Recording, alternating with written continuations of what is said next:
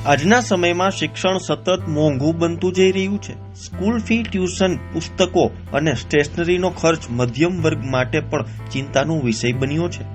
બીજી તરફ આપણે સૌ ક્લાઇમેટ ચેન્જની અસર ને પણ રોજિંદા જીવનમાં અનુભવી રહ્યા છીએ. ઉનાળામાં અસહ્ય ગરમી, શિયાળામાં ક્યારેક અતિશય ઠંડી તો ક્યારેક ઠંડી ન પડે અને ચોમાસામાં ક્યારેક અતિ ભારે વરસાદ તો ક્યારેક સાવ નહિવત વરસાદ. આ બધું બદલતી હવામાન પરિસ્થિતિઓની સ્પષ્ટ નિશાની છે.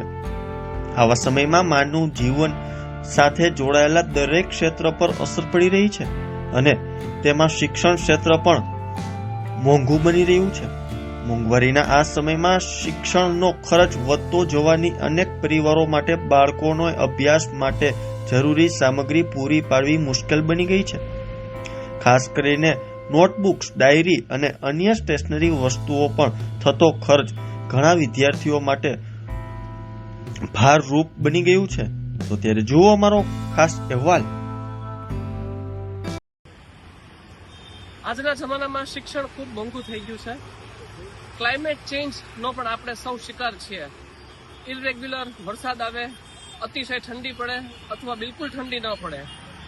આવા સંજોગો વચ્ચે જ્યારે વિદ્યાર્થીઓને મોંઘવારીમાં ભણવાનું હોય તો મને એક સરસ વિચાર આવ્યો કે જૂની પડેલી ડાયરીઝ, હમણાં જ 2025 વર્ષ પૂરું થયું અને આપણા સૌના દરેક ઓફિસમાં કે કામ ધંધાની જગ્યાએ ક્યાંક ક્યાંક આવી આપણે પ્લાનર કે ડાયરી એમને પડી હોય છે. તો એ ડાયરી ભેગી કરી, જૂની નોટબુક્સ ભેગી કરી, એના પત્તા કાપી અને બાઇન્ડ કરી અને જો વિદ્યાર્થીને બુક આપવામાં આવે તો સ્ટેશનરી ચાર્જમાંથી વિદ્યાર્થી ઘણા બધા રાહત પામી શકે. અને 10માની અને 12માની પરીક્ષા આવી રહી છે ત્યારે આવી રફબુકનો વિદ્યાર્થીઓ ઉપયોગ કરી શકે એવા હેતુસર અમે આજે એક પ્રોજેક્ટ લોન્ચ કર્યો છે. અને એમાં જે કોઈ આ વિડીયો જોતા હોય એ લોકો અમારો સંપર્ક કરી શકે છે. તમારી જૂની ડાયરી છે એ પણ તમે આપી શકો છો, તમારી જૂની ન વપરાયેલી બુક્સ હોય એ પણ તમે આપી શકો છો. તો આવા નોન યુઝ રિસોર્સિસને આપણે મેનેજ કરી અને એક સારું કાર્ય વિદ્યાર્થીઓના ભવિષ્ય માટે કરી શકીએ. આ વિચાર શું કામ આવ્યો? આ વિચાર બસ હું બહુ જ ચિંતિત છું કે આપણે એટલા બધા રિસોર્સિસ આપણી આસપાસ છે કે આપણે વેસ્ટ કરતા હોઈએ છીએ. તો આ જે પ્રોડક્ટ્સ છે એ તમને જો ન કામ આવે તો તમે કોઈ બીજાને આપી દો. ન જોઈતા કપડાં હોય બીજાને આપો, ન જોઈતી સાયકલ બીજાને આપો, તો ન જોઈતી સ્ટેશનરી પણ આપણે વિદ્યાર્થીઓને આપી શકીએ જેથી કરીને વિદ્યાર્થીઓ પોતાના ભવિષ્યમાં આગળ વધી શકે.